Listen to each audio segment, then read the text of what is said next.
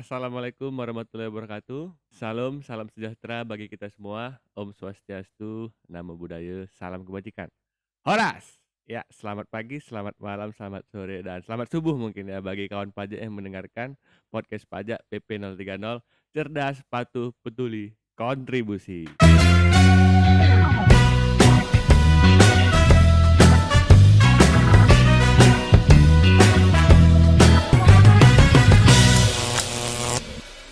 Ya, sudah sekian lama podcast PP 030 vakum ya. Kita kembali lagi dengan bintang tamu kita. Ibu kita sudah bisa kita lihat wajahnya yang cantik rupawan.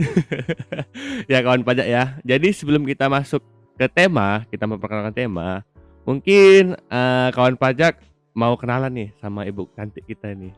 Kira-kira gimana Bu? Boleh nggak? Boleh boleh. Boleh ya. Oke, jadi sebelum kita ganti ke ibu nih, jadi sedikit penjelasan. Bintang tamu kita kali ini atau narasumber kita yaitu Ibu Vivi Rosvika, kepala bidang yang baru dari bidang P2 Humas. Menjabat sejak bulan berapa Bu kalau nggak salah Bu? Bulan April April pertengahan. ya? Baik, April. Mungkin sedikit info, Ibu Vivi merupakan lulusan S1 dari USU ya Bu? S1 USU Ekonomi Akuntansi ya Bu? Iya. Iya benar sekali. Dan S2 dari Yokohama ya Bu? Iya.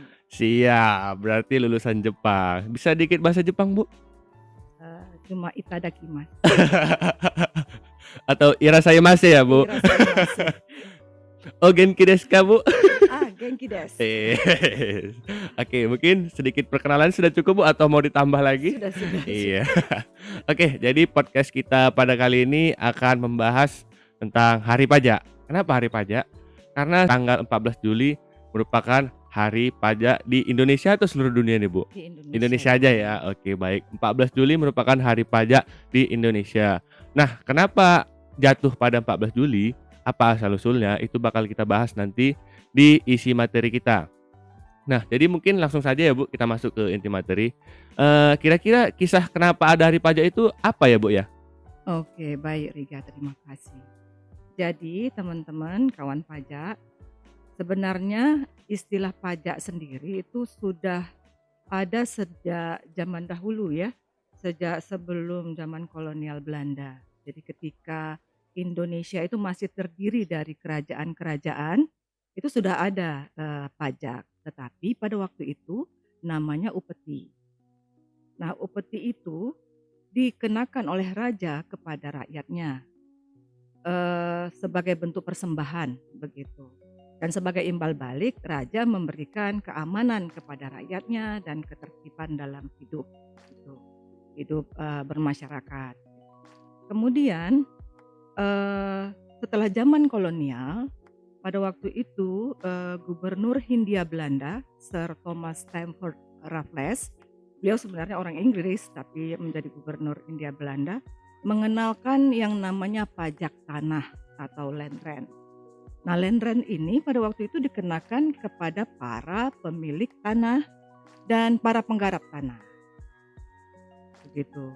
Dan kemudian menjelang kemerdekaan Republik Indonesia, pada masa-masa persiapan kemerdekaan Indonesia, berdasarkan data yang kita DJP cari di Arsip Nasional, itu diketahui terdapat istilah pajak pertama kali itu diucapkan di tanggal 14 Juli tahun 1945 pada rapat sidang kecil BPUPKI pada waktu itu. Dan itulah yang menjadi tonggak sejarah pajak di Indonesia. Jadi ceritanya setelah tanggal 1 Juni tahun 1945 Presiden Soekarno pada waktu itu menyampaikan pidatonya yang terkenal, yang kemudian ditasbihkan sebagai hari lahirnya Pancasila. Nah, tanggal 2 Juni sampai tanggal 9 Juninya itu sebenarnya masa resesnya sidang BPUPKI. Tetapi pada masa itu juga disampaikan beberapa usulan oleh anggota-anggota BPUPKI, gitu ya. Usulan-usulan itu antara lain tentang bahwa Indonesia harus merdeka selekas-lekasnya. Kemudian bahwa dasar negara kita apa? Kemudian bentuk negara kita itu apakah negara persatuan atau negara federal, gitu ya.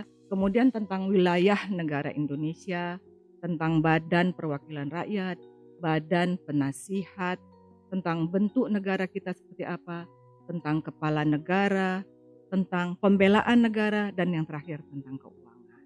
Masalah keuangan ini diusulkan oleh Bapak Rajiman Widyodiningrat pada waktu itu yang merupakan Ketua BPU PKI. Ada 5 usulan tentang keuangan. Nah, tentang pajak dibuat di usulan butir keempat, yaitu bahwa pemungutan pajak, menyatakan beliau, itu harus diatur oleh hukum. Kemudian usulan ini dilegalisasi di rancangan undang-undang dasar pada waktu itu, rancangan undang-undang dasar yang kedua yang disampaikan pada tanggal 14 Juli tahun 1945. Usulan tentang keuangan ini dimasukkan di bab 7 pasal 23 butir kedua dengan uraian bahwa segala pajak untuk keperluan negara berdasarkan undang-undang. Nah, untuk mengenang proses tersebut, maka Direktorat Jenderal Pajak menerbitkan Kep Dirjen 313/PJ 2017 tanggal 22 Desember 2017 waktu itu tentang penetapan hari pajak. Di Kep Dirjen inilah ditetapkan bahwa hari pajak ditetapkan setiap tahunnya tanggal 14 Juli dan bahwa seluruh unit di Direktorat Jenderal Pajak pada tanggal tersebut mengadakan upacara bendera. Bukan hanya upacara bendera, juga mengadakan kegiatan-kegiatan positif seperti olahraga, kegiatan kesenian, kegiatan sosial, yang intinya bisa meningkatkan kebanggaan kita para pegawai pajak kepada negara kita yang tercinta ini dan juga kepada institusi Jenderal Pajak tentunya. Juga meningkatkan kebersamaan kita antar pegawai yang pada akhirnya akan meningkatkan pelayanan kita kepada para siswa. Demikian. Baik, cukup panjang sekali penjelasannya ya. Dimulai dari masa kerajaan ya Bu ya, Iya. bentuk upeti sampai menuju awal kemerdekaan, draft-draft keperluan negara, termasuk keuangan di situ ya Bu ya. Dan terakhir tanggal 14 Juli 1945 muncul istilah pajak ya Bu ya. Jadi singkatnya 14 Juli 1945 itu muncul istilah pajak dan kemudian disahkan menjadi hari pajak untuk meningkatkan semangatnya ya Bu di tahun 2017 melalui Kep tadi ya Bu ya. Benar sekali. Jadi inti ditetapkannya hari pajak itu mungkin untuk mengingatkan kita semua ya Bu betapa pentingnya itu pajak. Betul. Dan juga untuk lebih meningkatkan kebersamaan kita pegawai pajak terutama ya Bu, biar lebih semangat lagi setiap tahunnya ya. Oke, mungkin menarik sekali ya sejarah panjang tadi yang dijelaskan oleh Ibu Vivi Rosvika. Nah, jadi nih untuk kilas balik lagi, pengertian pajak itu sendiri apa Bu kira-kira bagi kawan pajak yang belum tahu nih istilah pajak sebenarnya itu apa? Boleh dikasih tahu Bu? Boleh. Jadi pajak itu adalah kontribusi wajib berdasarkan apa ya undang-undang gitu ya, kita definisinya itu adalah kontribusi wajib kepada negara yang terhutang oleh orang pribadi ataupun badan yang bersifat memaksa berdasarkan undang-undang dengan tidak mendapatkan imbalan secara langsung dan digunakan untuk keperluan negara demi sebesar-besarnya kemakmuran rakyat. Jadi itu definisi bakunya. Jadi pembayaran pajak bagi wajib pajak itu adalah sebenarnya bukti bakti kepada negara melalui kontribusinya untuk secara bersama-sama mengumpulkan pendapatan bagi negara untuk membiayai pengeluaran-pengeluaran negara baik pengeluaran rutin maupun pengeluaran pembangunan gitu.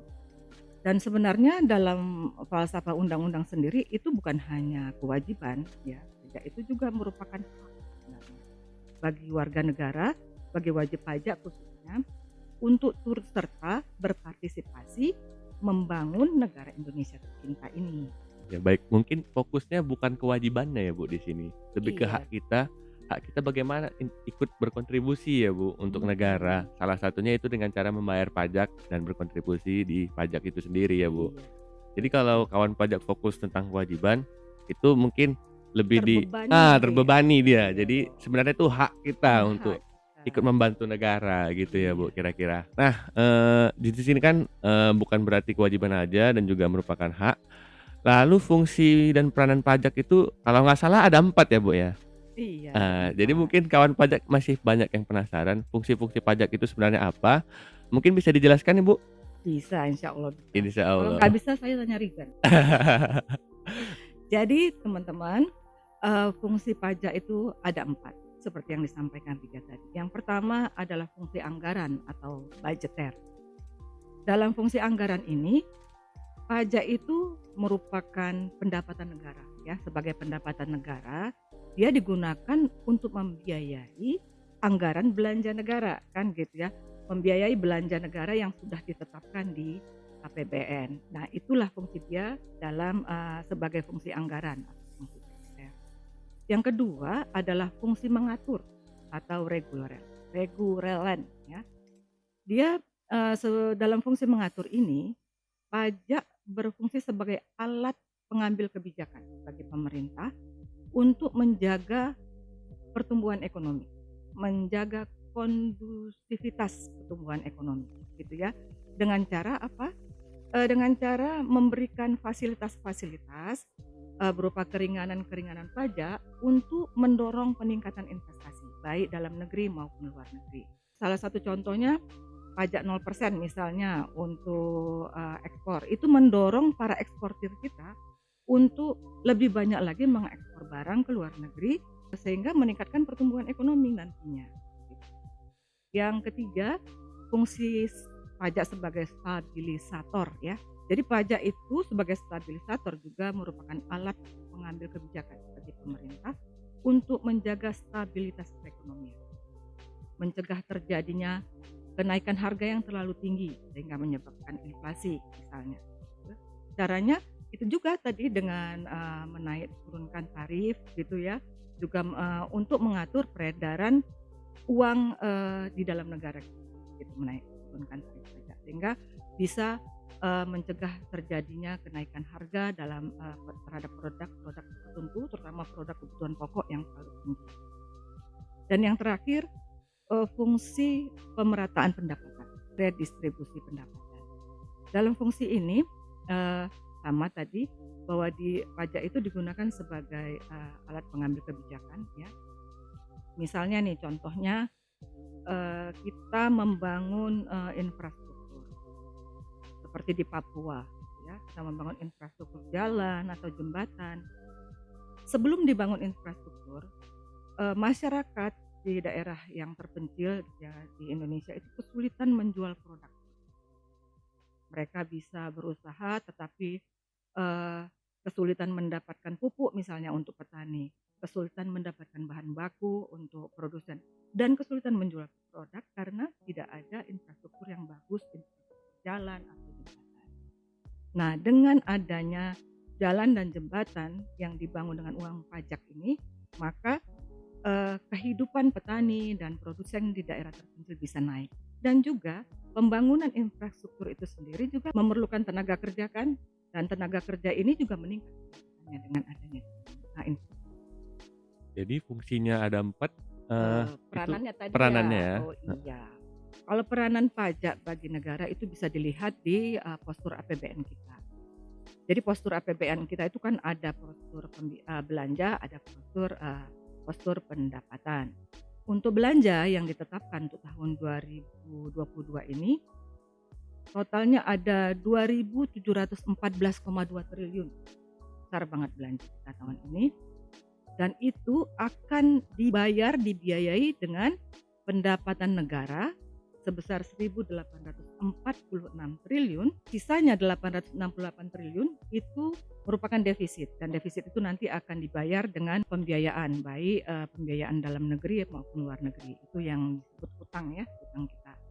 Nah, untuk dari pendapatan negara sebesar 1.846 triliun ini, Direktorat Jenderal Pajak itu menyumbang sebesar 1.217 triliun, kemudian sisanya bea cukai, kemudian PNBP dan hibah begitu. Jadi dari 1.260 5 triliun itu, Direktorat Jenderal Pajak berarti menanggung 68% dari total pendapatan negara. Dan itu porsi yang sangat besar untuk ditanggung oleh Direktorat Jenderal Pajak. Itu sebabnya kita sangat mendorong para wajib pajak untuk patuh menghitung, menyetorkan pajaknya dan melaporkan pajaknya. Luar biasa, mulai dari peranan pajak sampai fungsi pajak tadi, mungkin sedikit aja Bu, impact-nya pajak berarti luar biasa ya Bu ya. Luar biasa, terutama untuk pembangunan seperti yang dijelaskan Ibu tadi. Simpelnya misalnya kita nggak punya jalan ya Bu, nggak punya jalan yang dibangun pajak, itu ekonomi mungkin nggak berjalan Oh, gitu ya, berhenti.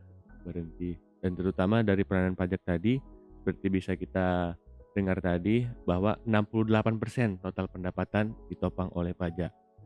Jadi kawan pajak di rumah mungkin tahu ya seberapa berat tugas kita ya Bu ya, fiskus pajak. Jadi mungkin bisa lebih memahami, jangan langsung dikit-dikit takut dengar pajak ya Bu ya. Iya, karena itu tanggung jawab dan hak ya. Iya, hak dari kawan pajak sekalian. Namun tugas kami untuk membantu kawan pajak untuk memenuhi kewajiban perpajakannya. Betul, Iya. betul, betul. Iya, jadi luar biasa penjelasannya, 68% dari total pendapatan negara tadi ya Bu. Nah, mungkin muncul pertanyaan nih Bu, di kawan pajak sekalian. Sebagai WNI yang baik, kira-kira nih Bu, apa kontribusi yang bisa dilakukan untuk negara ini Bu? Oh Iya. iya, bila ini ya maksudnya dari awal gitu ya? Iya dari awal Iya. Bu. Ya bila kita memiliki NPWP, pertama tentu kita mendaftarkan diri untuk menjadi wajib pajak dan memperoleh NPWP ya, nomor pokok pajak. Melalui online kalau sekarang, kalau dulu harus datang ke KPP kan, sekarang bisa online. Tetapi kedepannya akan lebih mudah lagi tuh untuk memiliki NPWP karena sesuai dengan Undang-Undang Nomor 7 Tahun 2021 tentang harmonisasi peraturan perpajakan, kedepannya itu nomor induk kependudukan akan dipersamakan dengan NPWP, sehingga para calon wajib pajak tidak perlu sulit-sulit lagi mendaftarkan diri. Tapi setelah memiliki NPWP, itu tanggung jawabnya nggak berhenti sampai di situ. Kadang-kadang wajib pajak kalau sudah punya NPWP dia lupa nih ya kan. Yang bahwa dia penting udah punya. dapat kartu gitu Nah Bu. itu, padahal masih ada tuh tanggung jawab untuk menghitung jumlah pajaknya yang berhutang, kemudian menyetorkan pajak yang berhutang dan melaporkannya di SPT. Nah, kenapa kita sendiri yang melakukan?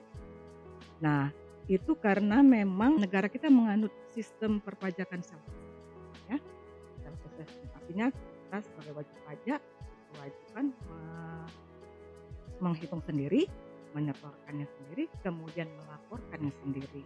Dan saya pada kesempatan ini untuk menghimbau teman-teman wajib pajak yang SPT tahunan 2021-nya belum dilaporkan, tolong dong dilaporkan ya, karena kepatuhan formal atau kepatuhan pelaporan SPT ini masih sangat rendah nih di Kanwil Direktorat Jenderal Pajak Sumatera Utara 2, baru 81,46% ya, dari target 410.363 SPT, kita itu baru dilaporkan oleh wajib pajak 334.286 SPT gitu. Jadi mohon ya teman-teman kawan pajak, apabila ada teman-teman sudah lapor, ya lingkungannya tolong dihimbau. Jadi nggak berhenti sampai punya NPWP ya Bu Iya, kewajibannya. Jadi kawan pajak di rumah yang udah punya NPWP tapi belum lapor SPT, lapor dong ya. Yang udah lapor kayak Ibu Vivi bilang, kasih tahu yang belum lapor, suruh Iya. lapor. Walaupun udah telat Bu ya, Iya telat. tapi tetap kewajibannya masih ada. Dan bagi yang belum punya NPWP, sebentar lagi NIK kita ya Bu bakal Iya. menjadi nomor NPWP itu sendiri. Jadi semuanya bakal dipermudah, Dipermudah. semua lewat sistem. Dari rumah sudah bisa daftar NPWP, tinggal klik jadi. Bahkan bayarnya juga bisa dari rumah ya Bu. Bisa, Iya. lapor juga bisa Lapor dari rumah. rumah, semua bisa dari rumah. Mungkin semua dipermudah berkat kemajuan informasi kita ya Bu, teknologi informasi kita ya. Iya, digitalisasi. Iya, kita juga nggak ketinggalan kok mengenai teknologi dengan perusahaan-perusahaan lain bahkan ya Bu. Kita terus mengikuti perkembangan zaman sehingga memudahkan wajib pajak untuk memenuhi kewajiban perpajakannya. Jadi udah ngomong panjang lebar nih, Bu. Kira-kira ada nggak pesan yang pengen Ibu sampaikan sama kawan pajak yang di rumah nih, Bu? Ada dong. Iya. Ya. Jadi, teman-teman kawan pajak yang saya sayangi, kami, keluarga besar Kanwil DJP Sumatera Utara II mengucapkan terima kasih sebesar-besarnya kepada seluruh wajib pajak yang telah melaksanakan kewajiban perpajakannya dengan baik dan benar ya. Dan juga kepada seluruh wajib pajak yang sudah mengikuti program pengungkapan sukarela yang kita mulai di tanggal 1 Januari sampai 30 Juni 2022 ini. Nah, dari hasil program yang telah selesai itu, diperoleh data bahwa wajib pajak Kanwil DJP Sumatera Utara II yang telah mengikuti PPS itu totalnya ada 4.993 wajib pajak. Nah, di mana jumlah wajib pajak yang mengikuti kebijakan 1 itu ada 1.519 dan untuk yang kebijakan 2 ada 4.700. Dan total nilai harta bersih yang dilaporkan itu sebesar 6,78 triliun. Banyak banget ya. Serta total nilai PPh final yang disetorkan oleh wajib pajak sebesar 699,27 miliar. Alhamdulillah. Jadi dari program pengungkapan sukarela ini kontribusi penerimaan yang masuk ke Kanwil Direktorat Jenderal Pajak Sumatera Utara II itu ada 11,81% dari total target kita. Alhamdulillah. Terima kasih wajib pajak. Ya, ternyata closing-nya bisa kita lihat bahwa kontribusi dari wajib pajak atau kawan pajak di Sumut 2 ya terutama luar biasa, terutama di program PPS kita kemarin, yaitu sebesar 1.519 wajib pajak mengikuti program PPS kebijakan pertama. Dan untuk kebijakan kedua terdapat 4.700 wajib pajak. Sehingga total nilai bersih harta yang dilaporkan atau diungkap yaitu sekitar 6.779.436 juta. Nah, jadi melihat partisipasi dari wajib pajak sekalian, kami mengucapkan terima kasih banyak atas kontribusi wajib pajak, terutama program PPS yang sudah berlalu, dan juga kami juga mengucapkan terima kasih banyak kepada seluruh wajib pajak dan kawan pajak di Kanwil DJP Sumatera Utara II atas kontribusi dari wajib pajak sekalian. Baik itu pelaporan SPT maupun kontribusi di PPS ataupun yang memang dari awal sudah patuh dan taat terhadap kewajiban perpajakannya itu sendiri. Mungkin sekian materi yang kita sampaikan ya, Bu ya. Iya. Udah cukup banyak insight-insight baru yang bisa kita terima, terutama asal-usul pajak nih, Bu. Mungkin kawan pajak banyak yang belum tahu nih, asal mula pajak itu katanya dari mana, tahun berapa muncul gitu ya, Bu. Terus pos kerajaan itu namanya apa mungkin ya. Iya. Jadi insight baru yang cukup berguna sampai fungsi-fungsi pajak tadi, mulai dari fungsi budgeter, fungsi reguleran, stabilisator, sampai redistribusi pendapatan. Ya. Jadi mungkin ringkasannya seperti itu aja. Dan ini podcast ditujukan untuk memperingati Hari Pajak ya, Ibu ya. Dalam Benar rangka Hari sekali. Pajak. Iya, memperingati Hari Pajak. Sekian acara kita hari ini, PP 030, cerdas, patuh, peduli, kontribusi. Mungkin bagi kawan pajak yang belum tahu nih, slogan kita cerdas, patuh, peduli, kontribusi itu dari mana? Mungkin cerdas itu kan berasal dari diri sendiri, Bu. Misalnya wajib pajak sudah cerdas, pasti dia akan patuh tuh, Bu. Oh. Pasti akan patuh terhadap pajak itu sendiri. Dan dari patuh akan berlanjut ke peduli. Kalau sudah patuh, otomatis peduli. Kalau sudah peduli, otomatis berkontribusi dong untuk negara kita, Bu. Nah, jadi itu merupakan asal-usul slogan kita ya, Bu. Oke. Sekian podcast kita hari ini. Kita ucapkan selamat pagi, selamat malam, dan selamat sore untuk kawan pajak kita di rumah. Terima kasih. Wassalamualaikum warahmatullahi wabarakatuh. Horas dan selamat Hari Pajak.